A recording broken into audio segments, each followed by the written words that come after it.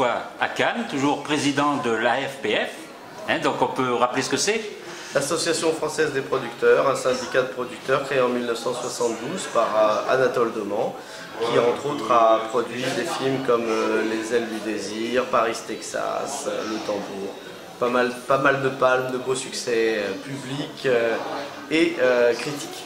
Alors aujourd'hui, on ne va pas reparler justement de la FPF, mais peut-être que ça pourra y venir dans la discussion à travers vos films, puisque vous avez quand même une actualité qui, dans les quelques mois qui vont suivre, va être quand même débordante en tant que réalisateur et comme producteur aussi. Alors, en tant que producteur-réalisateur, je suis d'ailleurs aussi membre de l'ARP. J'ai un premier long métrage qui va sortir, non pas mon premier, ce sera le deuxième, qui va sortir dans le troisième trimestre de cette année, avec Ouranos Film qui est notre distributeur. Il y a un deuxième long métrage qui va sortir en 2016. On n'a pas encore de date parce que là on est encore en pleine post-production. Là c'est un film américain. Je fais partie des producteurs, je fais partie des scénaristes. Il y a plusieurs scénaristes, il y en a 5 au total. Je suis le réalisateur et là on dépend de la distribution internationale du film américain.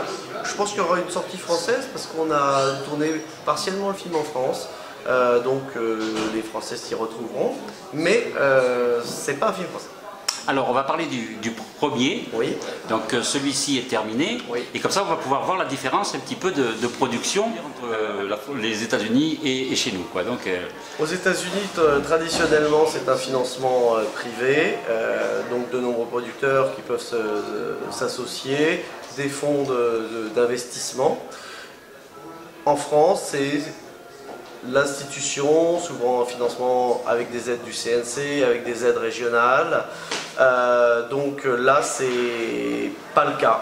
Là, on a joué le même système que le financement international, c'est-à-dire 12 producteurs qui mettent en commun les moyens qu'ils ont, que ce soit des moyens financiers ou que ce soit des moyens techniques, afin que le film existe. Alors, est-ce que les producteurs, finalement, s'y retrouvent? Parce que c'est vrai que, après, je suppose que les partages, ça va être compliqué, non? Non, c'est très simple. Il y a dans tous les cas de figure, comme dans les autres financements, des couloirs prioritaires. Ce sont ceux qui ont mis de l'argent, pas obligatoirement en plus. Non. Il y en a qui peuvent avoir mis énormément en apport en industrie. Mais d'abord, on rend l'argent à ceux qui ont mis de l'argent, et ensuite, ce sont des pourcentages qui dépendent de... Voilà, des contrats, et donc ça nous permet d'avoir ensuite, je pense, un équilibre à partir d'une certaine jauge, et puis ensuite des bénéfices et qui sont répartis d'une façon équitable, puisque les premiers retours ont été pour combler l'apport financier. Alors est-ce que justement vous pensez que cette participation et ce système va se développer de plus en plus en France? C'est un peu les producteurs indépendants qui ont eu cette idée de pouvoir de copier un petit peu sur les Américains, parce que les Américains financièrement ils se sont toujours retrouvés. C'est ce qui se faisait avant en France. Aussi. C'est ce qui se faisait avant les années 85-86, donc c'est ce qui se refera, puisque l'État, compte tenu se désengage de plus en plus. Normal, tous les États sont en faillite, donc demander de l'argent d'État, pourquoi? Non, il faut demander de l'argent privé. Et pour demander de l'argent privé, il faut des retours financiers. Donc on va revenir à ça, bien sûr, petit à petit ou plus ou moins rapidement, suivant la dégradation de l'économie nationale. Alors revenons-en tout de suite à ce film donc terminé avec ces moyens-là. Donc la sortie, je pense, il y a quelque chose qui se prépare au niveau de la distribution. Tout à fait. Il a déjà fait certaines présentations publiques, je pense. Non, il a fait des screen tests, il a fait des présentations aux programmateurs de salles. Donc maintenant, on sait quel est le réseau de salles qui va nous soutenir. Le distributeur sait quelle est la date de sortie qu'il envisage. Justement, on en parlait ce matin. On était avec tous les producteurs, les 4 producteurs les plus importants du film étaient autour de la table. Et donc, il a été décidé d'un commun accord l'échéancier, le comment, le pourquoi.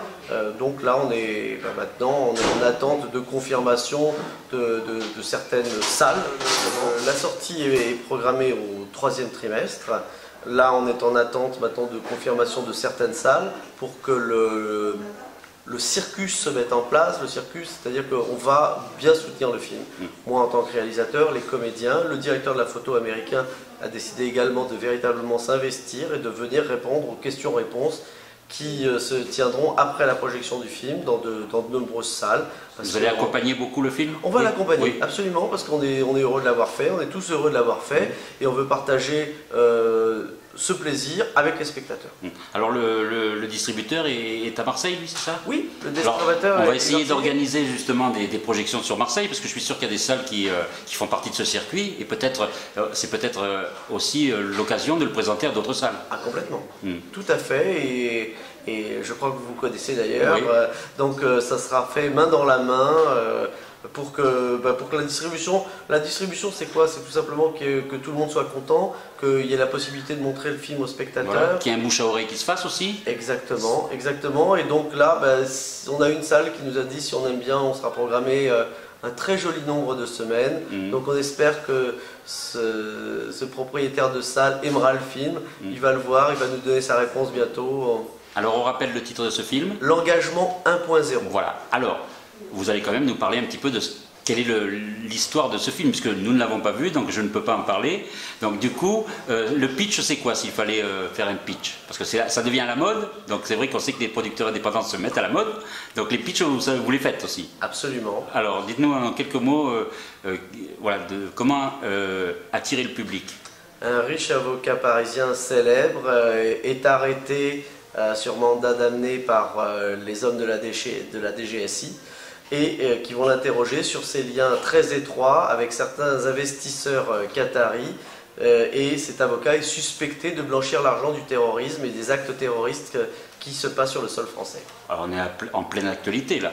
Totalement. Oui. Alors comment vous êtes inspiré de quoi? De livres, de témoignages? De mon expérience, puisque j'ai commencé en tant que juriste, en tant qu'étudiant, à travailler avec certains services de police. Donc j'ai eu la chance de côtoyer ces unités d'élite.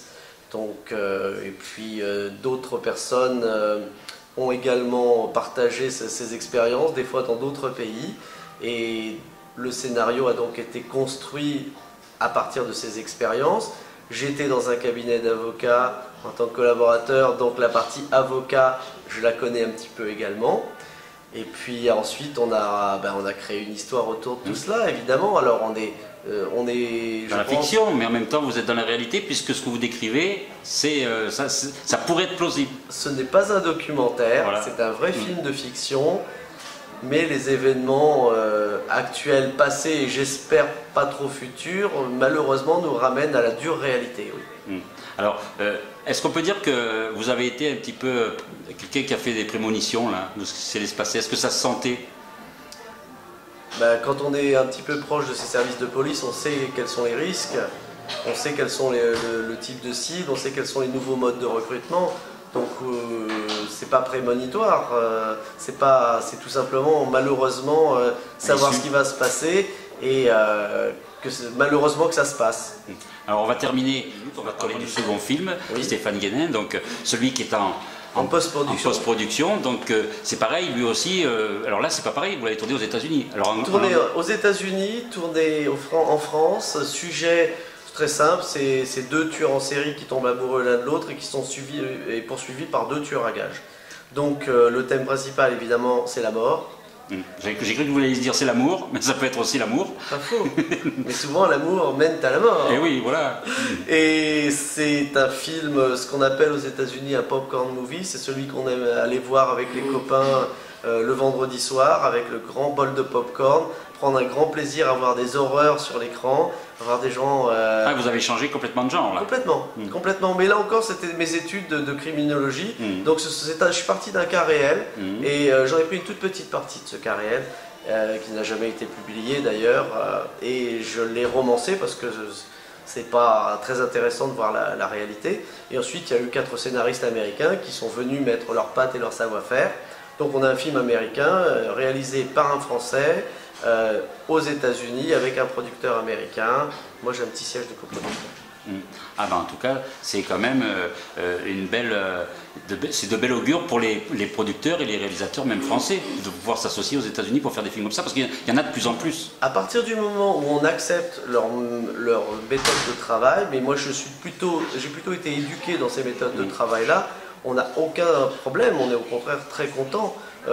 Si on veut garder un contrôle créatif à 100%, si on veut être Dieu après Dieu, c'est vrai que le système américain est plus compliqué parce qu'il est plus guidé vers l'efficacité. Alors qu'est-ce que c'est que l'efficacité? C'est plaire au plus grand nombre de programmateurs, d'acheteurs et donc à la fin le public. Mais normalement quand on est réalisateur on est mégalomane, on voudrait être vu par toute la planète. Donc finalement, est-ce que c'est pas le système qui permet le mieux d'étancher sa soif de mégalomanie? C'est ce que je crois. Voilà, au moins vous n'êtes pas hypocrite, au moins vous le dites. Totalement. Parce qu'il y en a beaucoup qui s'en cachent, justement. Ils ont bien tort. Voilà, c'est vrai que de temps en temps, il faut faire des films popcorn, comme vous dites, pour faire marcher le reste aussi. C'est ce que j'aime voir aussi en tant que spectateur.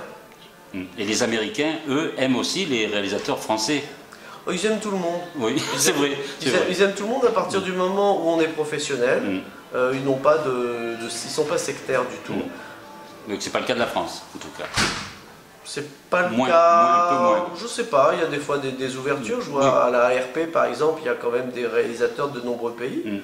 Donc non, je pense que après. Il y a différents cinémas, il faut être ouvert à ces différents cinémas. L'important c'est de ne pas interdire ou rendre impossible la création de ce cinéma en France. C'est sûr pourquoi je me bats avec la FPF, mais sinon si ça ne sera pas en France, je le ferai ailleurs. Alors on rappelle le titre de ce prochain film? Killing Uncle Roman. Voilà, donc il y aura un titre français je suppose, non même pas? Pas sûr, non. Pas sûr? D'accord, bah, on l'attendra donc à la suite du précédent. Ça sera sur du 2016, oui. Voilà. En tout cas, merci beaucoup Stéphane Guénin et nous vous souhaitons une bonne soirée puisque votre travail de président, eh bien, maintenant prend effet. Merci Gérard et merci à Cinézoom. Merci beaucoup.